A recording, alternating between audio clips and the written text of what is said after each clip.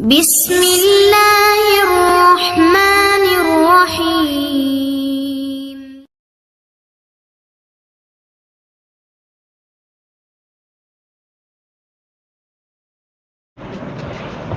الحمد لله رب العالمين، والصلاة والسلام على رسوله الكريم نبينا محمد وعلى آله وأصحابه أجمعين وعلى من تبعه بإحسان إلى يوم الدين. أما بعد.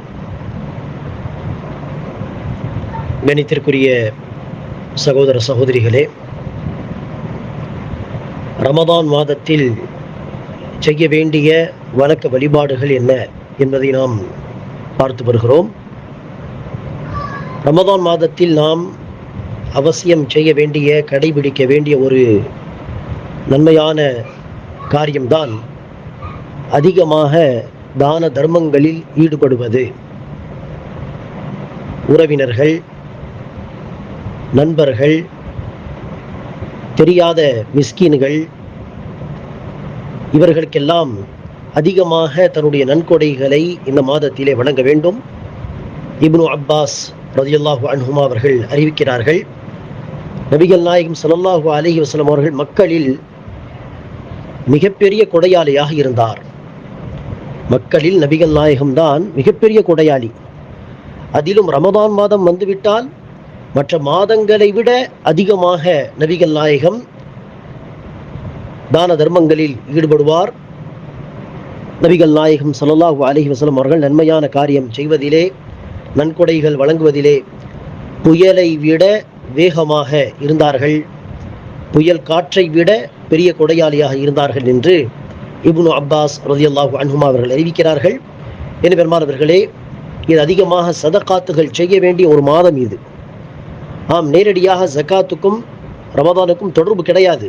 ஜகாத் ஒரு வருடம் பூர்த்தியானால் ஜகாத் கொடுக்க வேண்டும், ரமதானில் கொடுக்க வேண்டும் என்றெல்லாம் சட்டம் கிடையாது.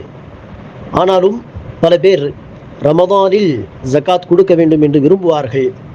அத்தகைய மக்கள் தாமதப்படுத்தி, நான் ஜகாத் கொடுக்க வேண்டும் ரஜப் மாதத்தில் கொடுக்காமல் இன்னும் 2 மாதங்கள் கழித்து விட்டால் ரமதான் வந்துவிடுமே, ரமதானில் கொடுத்து விடலாம் என்று தள்ளி போடக்கூடாது. 10 நாள் தள்ளி போட்டாலும் ஹராம் தான். தள்ளி போட வேண்டாம். ஆம், நான் கொடுக்க வேண்டிய ஜகாத்து பக்ரீத் சமயத்திலே, தில்ஹிஜா மாதத்திலே, அதுக்கு அடுத்து முஹர்ரம் மாதத்திலே அப்போதுதான் கொடுக்க வேண்டும். ஆனால் இடையில் ரமதான் வருகிறது, ரமதான் மாதத்தின் அதிகமான நன்மைகளை பெற வேண்டும் என்று நான் ஆசைப்பட்டு 6 மாதங்கள், 1 வருடம் முன்பு, 8 மாதங்கள் முன்பு என்று முன்கூட்டியே ரமதான் மாதத்தில் ஜகாத்தை கொடுத்து விட்டால் அதற்கு அனுமதி உண்டு. ஆனால் தாமதப்படுத்தி ரமதானில் கொடுக்கக்கூடாது. எனவே சதகாத்துகளில் ஈடுபட வேண்டும் என்று சொல்லும் பொழுது பொதுவான சதகாத்துகள், ஜகாத் என்று நாம் என்ன செய்யக்கூடாது, புரிந்து கொள்ளக்கூடாது. ஏனெனில் ஜகாத்துக்கு ரமதானுக்கு நேரடி தொடர்பு இல்லை.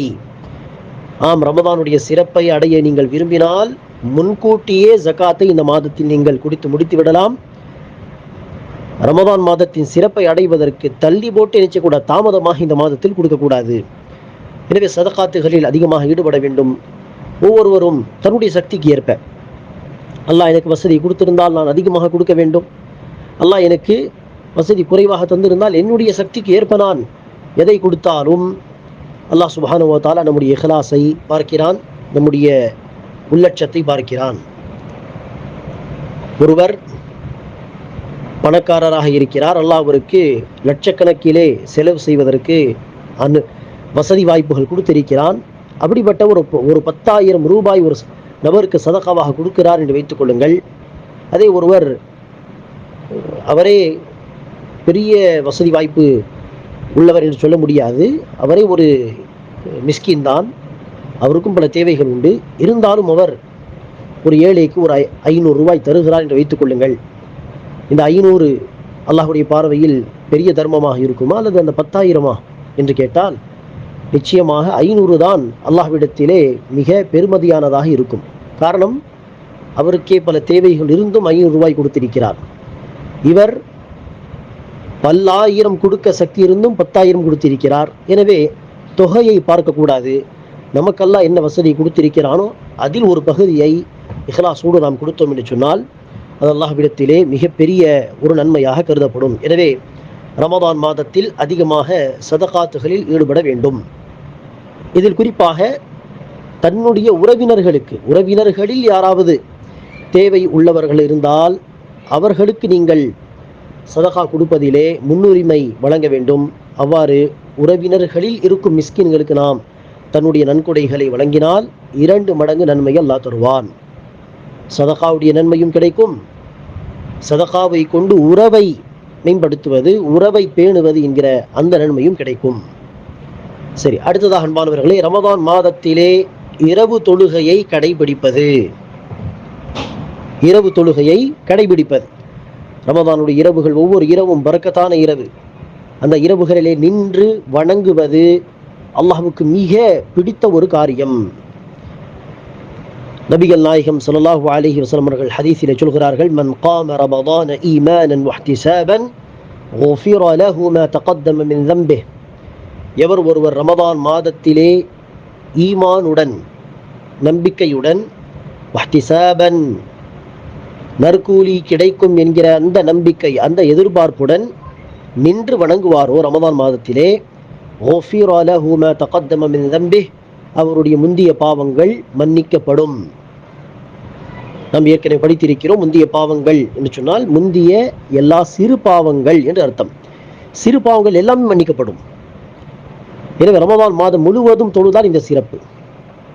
ஏதோ ஆரம்பத்தில் 5 நாள் தொழுதோம், விட்டுவிட்டோம், மீண்டும் ஏதோ ஆரம்பித்தோம், மறுபடியும் விட்டுவிட்டோம். இந்த விட்டு தொழுதால் இந்த சிறப்பு கிடைக்காது. இந்த சிறப்பு உங்களுக்கு வேண்டும் என்று சொன்னால் ஒரு நாளும் விடாமல் 29 நாட்கள் 30 நாட்கள் மாதம் முழுவதும் நின்று தொழுதால் தான் இந்த சிறப்பு கிடைக்கும். இங்கே ஒரு விஷயத்தை நாம் புரிந்து கொள்ள வேண்டும் அன்பானவர்களே. ரமதான் மாதத்தில் பெரும்பாலும் நாம் இரவில் இஷாவுக்கு பிறகு தொழக்கூடிய இந்த தொழுகை தராவீஹ் தொழுகை என்று சொல்லுவோம். ஆனால் இங்கு நாம் என்ன செய்யக்கூடாது, தராவீஹ் தொழுகை என்று சொன்னால் வேறு, அது ஸ்பெஷலாக பிரத்யேகமாக ரமதானில் தொழ வேண்டிய தொழுகை என்பதாகவும், இரவு தொழுகை தஹஜ்ஜுத் தொழுகை என்று சொன்னால் வேறு என்பதாக நாம் புரிந்து கொள்ளக்கூடாது. இந்த தராவி என்கிற வார்த்தை எல்லாம் பிற்காலத்தில் தோன்றிய வார்த்தைகள்.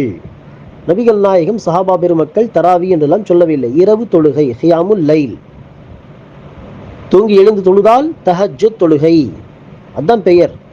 இதெல்லாம் பிற்காலத்தில் வந்த பெயர், தராவீஹ் தொழுகை. அந்த பெயரை பயன்படுத்தலாம், தவறில்லை. ஆனால் அந்த பெயரை பயன்படுத்தும் பொழுது இது ஏதோ ரமதான் மாதத்தில் ஸ்பெஷலாக தொழ வேண்டிய தொழுகை என்பதாகவும், மற்ற நாட்களில் இரவில் தொழக்கூடிய தொழுகை அது இரவு தொழுகையாகவும் எடுத்துக்கொள்ளக்கூடாது. எல்லாமே ஒன்றுதான், இரவு தொழுகை தான் தராவி. ரமதான் மாதத்தில் ஒரு கூடுதல் பெயரை நாம் பயன்படுத்துகிறோம், மற்றபடி அது இரவு தொழுகை. எனவே இரவு தொழுகைக்கு என்ன சட்டங்களோ அதே சட்டம் தான் தராவி தொழுகைக்கும். இரண்டு அதுவும் இரவு தொழுகை தான், வேறு தொழுகை கிடையாது.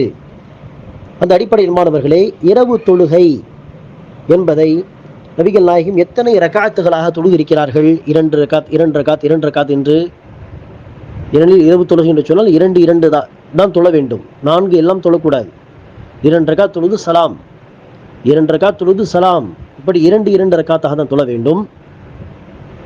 இப்படி நபிகள் நாயகம் எத்தனை ரகாத் இரவு தொழுகை தொழுதிருக்கிறார் என்று சொன்னால், ஆயிஷா ரலியல்லாஹு அன்ஹா அவர்கள் அறிவிக்கிறார்கள், நபிகள் நாயகம் ஸல்லல்லாஹு அலைஹி வஸல்லம் அவர்கள் ரமதானிலும் ரமதான் அல்லாத மாதங்களிலும் 11 ரகாத், 2 என்று 8 ரகாத்து இரவு தொழுகை, 3 ரகாத் வித்தர் என்று 11 ரகாத்தை தாண்டி தொழுததே இல்லை என்று ஆயிஷா ரலியல்லாஹு அன்ஹா அவர்கள் அறிவிக்கிறார்கள். இது அந்த அடிப்படையில் மாணவர்களே, ஒரு நம்பர் இரவு தொழுகையை ஒரு குறிப்பிட்ட எண்ணிக்கையை கடைபிடித்து நாம் தொழ விரும்பினால் அது 11 ரகாத்து தான் கடைபிடித்து தொழ வேண்டிய எண்ணிக்கை. 8 ரகாத்து இரவு தொழுகை, 3 ரகாத் வித்தர்.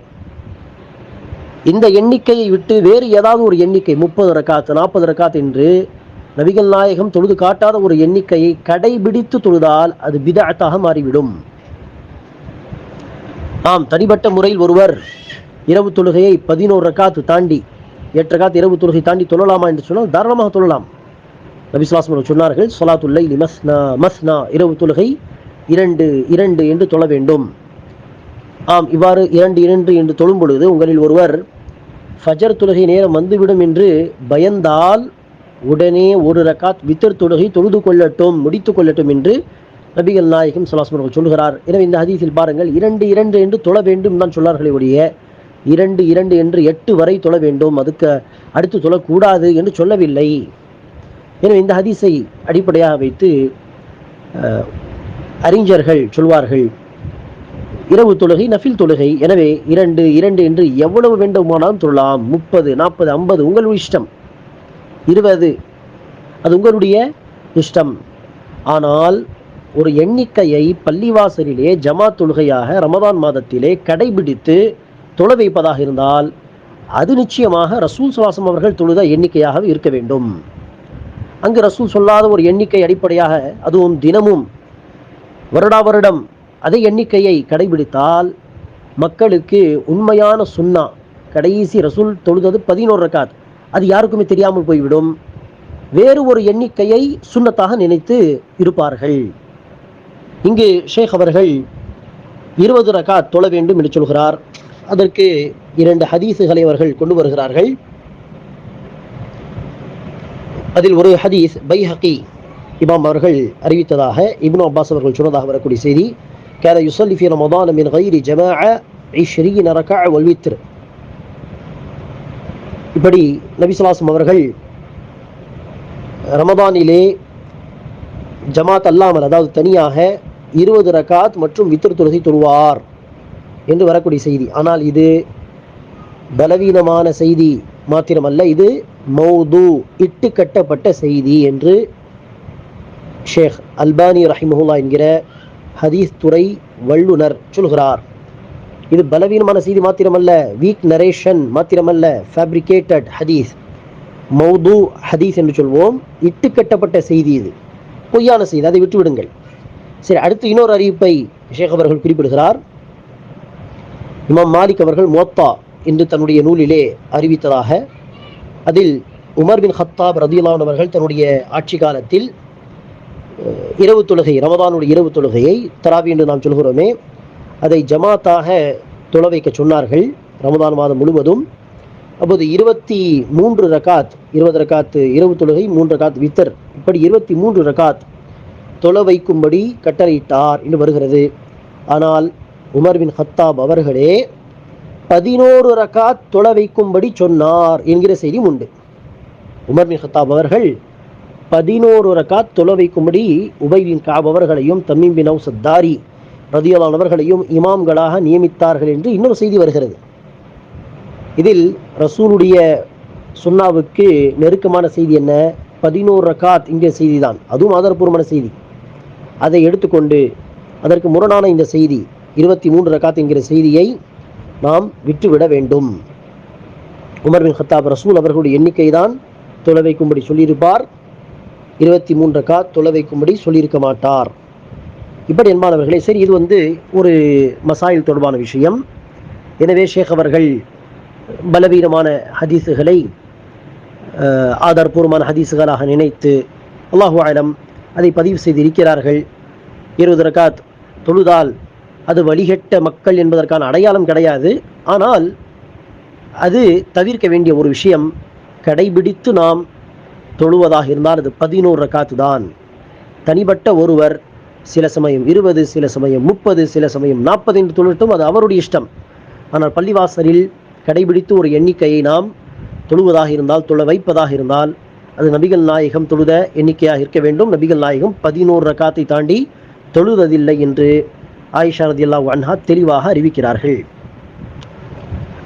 அடுத்ததாக அன்பானவர்களே, இஅ்திகாஃப் செய்வது கடைசி 10 குறிப்பாக ரமதான் மாதத்திலே ஐவேளை ஜமாத் தொழுகை நடக்கும் பள்ளிவாசலிலே இஅ்திகாஃப் செய்வது என்று ஷேக் அவர்கள் அடுத்து குறிப்பிடுகிறார்கள். ஆயிஷா ரலியல்லாஹு அன்ஹா அவர்கள் அறிவிக்கிறார், நபிகள் நாயகம் ஸல்லல்லாஹு அலைஹி வஸல்லம் அவர்கள் ரமதானுடைய கடைசி 10 தொடங்கிவிட்டால் ஷத்த மிஸரஹு, தன்னுடைய கீழாடையை இறுக்கி கட்டிக்கொள்வார். வஹ்யா லைலஹு, இரவில் கண் விழித்து இபாதத் செய்வார். வைகத அஹ்லஹு, வீட்டு மக்களையும் எழுப்புவார், எழுந்து இபாதத் செய்யுங்கள் என்று எழுப்புவார்.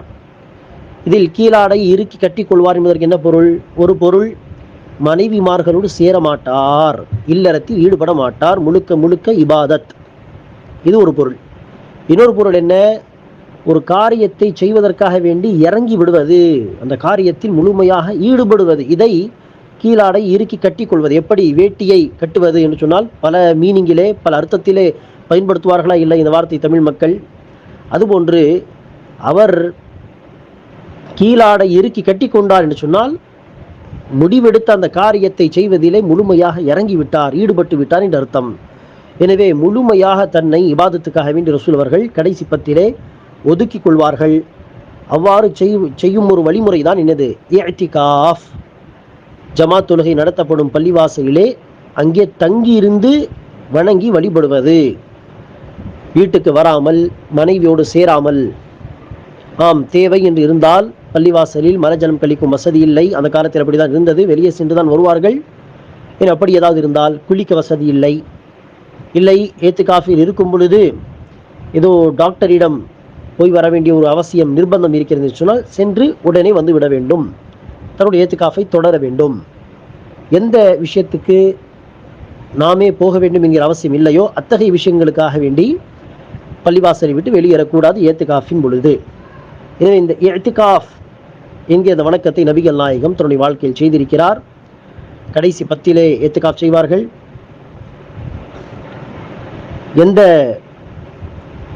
வருடம் நபி ஸல்லல்லாஹு அலைஹி வஸல்லம் அவர்கள் வஃபாத்தானார்கள், அநேகமாக அந்த வருடம் 20 நாட்கள் ஏத்துகாஃப் செய்திருக்கிறார். 20 நாட்கள் ரசூலுடைய மனைவிமார்களும் பள்ளிவாசலிலே ஏத்துகாஃப் செய்வார்கள். இது பள்ளிவாசலில் செய்ய வேண்டிய ஒரு விஷயம். வஅன்தும் ஆகிஃபூன ஃபில் மசாஜித் என்று அல்லாஹ் சொல்கிறான். நீங்கள் பள்ளிவாசலில் இஅ்திகாஃப் செய்யும் பொழுது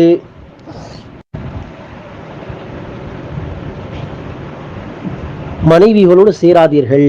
எனவே இது பள்ளிவாசல் செய்ய வேண்டிய ஒரு வணக்கம். பெண்களாக இருந்தாலும் பள்ளிவாசலில் தான் வசதி இருக்க அவர்கள் ஏத்துகாஃப் செய்ய முடியும். வீட்டில் ஏத்துகாஃப் செய்வதெல்லாம் நபி வழி கிடையாது, நபிகள் நாயகம் அப்படி எங்கும் சொல்லவில்லை. இன்னும் ஆண்களாக இருக்கட்டும் பெண்களாக இருக்கட்டும் பள்ளிவாசலில் ஏத்துகாஃப் செய்யலாம். இஅ்திகாஃப் செய்வதற்கு தனி சிறப்பு எதுவும் கிடையாது. எந்த ஒரு சிறப்பும் தனியாக ஹதீஸில் அறிவிக்கப்படவில்லை. ஒரு ஹதீஸ் உண்டு, ஏத்துகாஃப் செய்தால் ஏதோ 70 வருடங்கள் பயண தூரம் வரை ஒரு பெரிய பள்ளத்தை, அல்லது 700 வருடங்கள் பயண தூரம் வரை ஒரு பள்ளத்தை எல்லாம் நமக்கும் நரகத்துக்கும் மத்தியில் ஏற்படுத்தி விடுவான் என்று. ஆனால் அதெல்லாம் ஆதாரப்பூர்வ செய்திகள் அல்ல. ஏத்துகாஃப் ரசூல் அவர்கள் கடைபிடித்து செய்திருக்கிறார். அதுவே அது மிக சிறந்த இபாதத் என்பதற்கான ஒரு ஆதாரம். எனவே ஏத்திகாஃப் செய்பவர் பள்ளிவாசலை விட்டு வெளியேறக்கூடாது. மார்க்க ரீதியான தேவை அல்லது உலக ரீதியான ஒரு அடிப்படை தேவை இருந்தாலே தவிர. மார்க்க ரீதியான தேவை என்ன?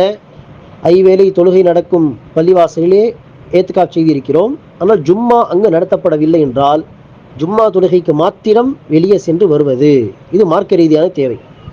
சரி, உலக ரீதியான அடிப்படை தேவை என்றால் என்ன? மலஜலம் கழிக்கக்கூடிய வசதி இல்லை பள்ளியில், வெளியே சென்று வர வேண்டும். அல்லது வேறு ஏதாவது ஒரு இவர் தான் போக வேண்டும் என்கிற ஒரு நிர்பந்தம் வந்தால், இவர் சென்றால் தான் அந்த வேலை நடக்கும் என்கிற ஒரு நிர்பந்தம் இருந்தால் சென்று அந்த வேலையை முடித்து சீக்கிரமாக வர வேண்டும். உதாரணத்திற்கு சொன்னோம், மருத்துவரிடம் காட்டுவது. இவருக்கு பிரச்சனை என்றால் இவர் சென்றால் தான் மருத்துவர் பார்ப்பார். இப்படி சென்று உடனே வருவது. ஏத்துகாஃபில் இருக்கக்கூடியவர்கள் பள்ளிவாசலில் பிறரோடு சேர்ந்து பேசி தன்னுடைய நேரங்களை வீணாக்காமல், இன்னும் பல காரியங்களில் தன்னுடைய நேரத்தை வீணாக்காமல் அதிகமாக ஏத்துகாஃபில் இருக்கும் பொழுது குர்ஆன் ஓத வேண்டும், ஜிக்ர் செய்ய வேண்டும், ரசூல் மீது ஸலவாத் சொல்ல வேண்டும், கல்வியை தேட வேண்டும். குறிப்பாக பள்ளிவாசலில் பயான் நிகழ்ச்சிகள் நடைபெறும், அதில் கலந்து கொண்டதை கவனமாக கேட்க வேண்டும். இப்படி பல நன்மையான காரியங்களில் ஈடுபட்டு முழுமையாக தன்னை இபாதத்துக்காக வேண்டி ஒதுக்கி கொள்ள வேண்டும். இதுதான் எனது இஅ்திகாஃப் என்கிற வணக்கம். நபிகள் நாயகம் 10 நாள் செய்திருக்கிறார்கள். யாராவது விரும்பினால் 3 நாள் 5 நாள் கூட செய்யலாம், இன்ஷா அல்லாஹ் அனுமதி உண்டு. விரும்பினால் அதை விட 10 நாளை விட அதிகமாகவும் செய்யலாம். நபிகள் நாயகம் 20 நாட்கள் ஏத்துகாஃப் செய்தது போல். இன்ஷா அல்லாஹ் இன்னும் அடுத்த தகவல்களை நாம் அடுத்த வகுப்பிலே தெரிந்து கொள்வோம். இறுதியாக நாளை பெருநாள் என்று சொன்னால் இன்றைய இரவு